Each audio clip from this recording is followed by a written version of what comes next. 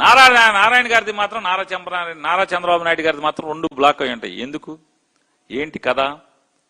ఎందుకు ఈ రహస్యం? సమాధానం చెప్పరా? బూతులు తిట్టే బదులు సైకో అని గొడ్డల పార్టీ అని ఆ సొల్లు కావదు. అడిగే ప్రశ్నలకు సమాధానం చెప్పే చావలేదా మీకు అడుగుతున్నాం. 9 మంది మంత్రులు, ఎమ్మెల్యేలు, నారా చంద్రబాబు నాయుడు గారు ముఖ్యమంత్రి కొడుకు, మీకు ఎవరికి చెప్పే దమ్ము లేదా? సమాధానం చెప్పేటువంటి సరుకు లేదా మీ దగ్గర అని అడుగుతున్నాను. ఇవాళ నిజమైన రైతులు ఎంత ఏడుస్తున్నారంటే గ్రామాల్లోని రైతులు ఇళ్ల ముందు గ్రామ కంటాలు కూడా దౌర్జన్యంగా సిఆర్డీఏ పేరు మీద కబళిస్తున్నారు. ఎందుకు అని అడుగుతున్నాను. పాత గ్రామాల్లో, పొలాల్లో కాదు, పాత గ్రామాల్లో ఇంటి ముందు స్థలాలు కూడా కబ్జా చేస్తున్నారు. చెప్పాలిగా మరి. మంత్రులు జగన్ గారు 30,000 ఎకరాలు కొనాలన్నాడు. మీరు కొనుంటే ఇవాళ మనకి ఎంత ఆస్తిగా ఉండేది. ఇవాళ నిజంగా జగన్ గారి సలహా కదా సంపద అంటే. ఇవాళ ఎందుకని 30,000 ఎకరాలు కొనుంటే 1000 ఎకరాల్లో అయితే మరి ఒక 50,000, ఒక 60,000, 70,000, 1,00,000 కోట్లు అవుతుంది కదా. ఇవాళ విలువే చంద్రబాబు నాయుడు గారు కొనుక్కున్నటువంటి రేటు ప్రకారం చూసుకున్నా కూడా ఇవాళ 50-60 వేల కోట్ల ఆస్తిగా ఉండేది కదా అది. అదే పోతే ఇంకో 1,00,000 కోట్లు అయ్యేది కదా. నువ్వు పొలం కొన్న డబ్బులు ఎంత అవుతాయి? మా అయితే 15,000 కోట్లు అప్పు, లేదా బిల్డింగ్లు కడతాకు 10,000 కోట్లు.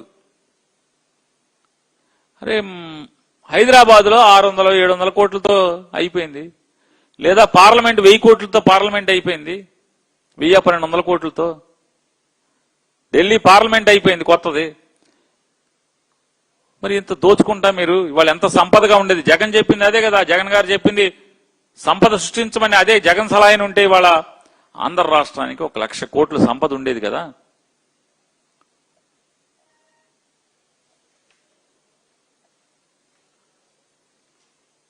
మేము ఒక్కసారి ఈ ప్రభుత్వాన్ని, నారా చంద్రబాబు నాయుడు గారిని, అలాగే మంత్రులందరం కూడా గట్టిగా అంటున్నాం. బూతులు మానండి. గొడ్డలి పార్టీ, ఆ పార్టీ, ఈ పార్టీ ఎన్ని మానండి. మీకు చావు ఉంటే, సత్తా ఉంటే, మీలో నిజాయితీ ఉంటే లెక్కలు చూపించండి. లెక్కలు చూపించండి. మేము అడిగే ప్రతి డాక్యుమెంట్ని ఆన్లైన్లో మీడియాకి అప్పచెప్పండి, మీడియాకి ఇవ్వండి. ఎప్పుడు పూర్తి చేస్తారో చెప్పండి, ఎంత ఖర్చు అవుతుందో చెప్పండి. చెప్పే సాహసం ఉందా మీకు? అన్నా ఎంత ఖర్చు అవుతుంది అమరావతి నిర్మాణానికి? చెప్పే సాహసం ఉందా మీకు అని అడుగుతున్నాను. చెప్పే సాహసం లేదు. పూతులు తిడతాం, గొడ్డల పార్టీ అంటాం, ఆ పార్టీ ఈ పార్టీ అంటాం. మాది గొడ్డల పార్టీ అయితే ఈ లోపలే మేము హత్యలు చేసి ఉంటే లోపలే మమ్మల్ని. ఈ దొంగ మాటలు ఎందుకు నారా చంద్రబాబు నాయుడు గారు? తప్పుడు మాటలు ఎందుకు? ఇవాళ మావిగనంటే పండుటాకులాగా అల్లాడిపోతున్నాడు నారా చంద్రబాబు నాయుడు గారు. ప్రభుత్వం మొత్తం అల్లాడిపోతుంది. చేతనైతే చర్చకి రండి. మేము అడిగే ప్రతి ప్రశ్నకి సమాధానం చెప్పండి. అమరావతిలో అవినీతి లేదని నిరూపించండి. మేము అడిగే ప్రతి ప్రశ్నకి సమాధానం చెప్పండి. ఎంత పోతుందో చెప్పండి. అయ్మాని బూతులు, తిట్లు, శాపనార్థాలు ఇవన్నీ ఎందుకు? దివాళా కోరుతానం కదా. వెంకటాయపాలెంలో ఒక మీటింగ్ పెట్టుకున్నామండి మేము. అంతా కలిపి ఎంతమంది ఉన్నాం? 25 మంది కూర్చున్నాం. 25 మంది ఒక చోట అది భోజనం పెడతాను రమ్మని తోటతిమూర్తులు గారు పిలిచాడు. మా ఇంటికాడ భోజనం చేస్తా, రాష్ట్రంలో ఉన్న పరిస్థితులు మాట్లాడుకుందాం రండి అని చెప్పాడు. అక్కడి నుంచి కంగారు, కోసాలు కదులుతున్నాయి, వీళ్ళ పునాదులు కదులుతున్నంత భయం. మేమే మాట్లాడుకున్నాం.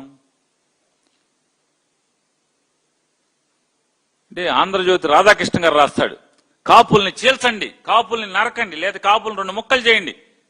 ఎవడు ముక్కలు చేయాల్సిన? ఏ కులాన్ని ముక్కలు చేయాల్సిన? అసలు ముక్కలు చేయాలని ఆలోచన వస్తే కమ్మారినే 2 ముక్కలు చేసి మాకో కమ్మారికి మాకో మొక్క మీకో మొక్క ఉంచుతాం. ఏ కమ్మారు మనుషులు కాదేంటి? ఏ మాకొద్దాళ్ళు? మీక మీ ఆస్తి చందాలు దొబ్బుతారు, చాకరీ చేయించుకుంటారు. అధికారం మాత్రం మీరే అనుభవిస్తారు. వాళ్ళ రాష్ట్రంలో ఉన్నటువంటి కమ్మారి పరిస్థితి ఏంటి? లోకేష్ నాయుడు గారికి, చంద్రబాబు నాయుడు గారికి, కిలార్ రాజేష్ గారికి, ఏబిఎన్ రాధాకృష్ణ గారికి, లేదా బిఆర్ నాయుడు గారికి, రామోజీరావు గారి కుటుంబానికి, వీళ్ళు తప్పితే ఎవడు అధికారం అనుభవిస్తున్నాడు చెప్పండి? ఆఫీసుల్లో ఏ ఆఫీసులో అయినా లంచం ఇవ్వకుండా ఎవరన్నా పని చేయించుకునే కమ్మారు ఉంటే ఒకటి చెప్పండి నాకు. గ్రామాల్లో కానీ, లేదా విజయవాడ నగరంలో కానీ, గుంటూరు నగరంలో కానీ, మీ ఇష్టం వచ్చిన చోట జెండాలు మోసి మోసి మామూలుగా రామారావు పార్టీ పెట్టిన కానీ వాళ్ళకేమో ఊజుల మీద కాయలు కాసేసినాయి. ఇవాళ ఈ ప్రభుత్వంలో పని కావాలంటే లంచం ఇస్తే గానీ పని లేదు. పలికే ఎమ్మెల్యే ఉండడు, ఆడు కొట్టుళ్ళు వాళ్ళు బిజీ ఉంటారు.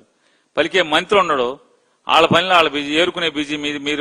మీరు ఎత్తుకోగా ఒలిగిపోయినట్టుని ఏరుకునే బిజీలో మంత్రులు ఉంటారు. మీరు అసలు తలుపు తీరు. ఎవరికి పలుకుతున్నారు మీరు? వాళ్ళు కాపులు చేల్చాల్సిన పని. కాపులే మొహమ్మతి, మీ ప్రభుత్వం మీద మొహమ్మతి చాలా తేడాగుంటే ఈ రాష్ట్రంలో ఉన్నటువంటి పరిస్థితుల మీద మేము మాట్లాడుతూ కూర్చున్నాం. వెంటనే కంగారు. జనం సొమ్ముతో పవన్ కళ్యాణ్ గారితో కాకినాడలో మాటా మంతి అంటారు. ఎవరితో మాట్లాడారు? ఎవరితో మంతి చేశారు? ఎవరితో మాట్లాడారు? ఎవరితో మంతి చేశారు? అది జనం సొమ్ముతో పెట్టిన మీటింగు. ఎస్పీ కలెక్టర్ ఏమో నుంచుని ఉంటారా? చాలా మంది బొక్కాపైకిళ్ళు వెనకాల కూర్చుని ఉంటారా కుర్చీల్లో? ఈయన మాట్లాడతాడు. ఎవరితో మాట్లాడావు? ఏం మాట్లాడావు? ఆ మీటింగ్ మమ్మల్ని తిడతాకి తెప్తే ఏముంది చెప్పండి? కాపులను రెచ్చగొడతాకి మమ్మల్ని తిడతాకి తెప్తే ఏముంది చెప్పండి? ఆ మీటింగ్ అక్కడి నుంచి మొత్తం అంతా అదే పని కదా, అదే పని కదా అన్నా. అంటే ఎప్పుడైతే జనసేన బలహీనపడుతుందో, ఎప్పుడైతే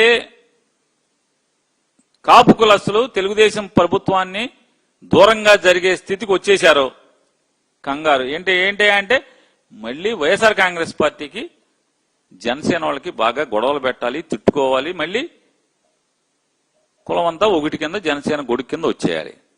ఇటువంటి తప్పుడు ఆలోచనలు తప్పితే అరే ఒక్క మంచి పని, అరే అందరిలో అన్ని కులస్తుల్లో పేదవాళ్ళు ఉన్నారు కదా, చదువు భారం అయిపోయింది కదా, నారాయణ గారికి, చైతన్య వాళ్ళకి, లేదా భాష్యం వాళ్ళకి, లేదా విజ్ఞాన్ వాళ్ళకు, ఇంకోళ్ళకు, ఇట్లాంటి వాళ్ళకి ఫీజులు కట్టలేక అప్పులు పాలైపోతున్నారు కదా, ఇంజనీరింగ్ కాలేజీలకి డబ్బులు కట్టలేక అప్పులు పాలైపోతున్నారు కదా, ఫీజు రీయింబర్స్మెంట్ ఇద్దామని ఆలోచన లేదు మీకు. ఎంతసేపు కులాలు కులాలు కులాలు, కాపులు కమ్మోళ్ళు, ఆళ్ళు వీళ్ళు, ఈ తప్పితే ఈ గోల్ తప్పితే. ఎన్నికల ముందు మీరేం చెప్పారు? జగన్మోహన్ రెడ్డి గారు దళితులకి లోన్లు ఆపేశాడు. మేము లోన్లు ఇస్తాం, స్కీములు ఇస్తామని చెప్పారు. బీసీలకు స్కీములు ఆగిపోయినాయి.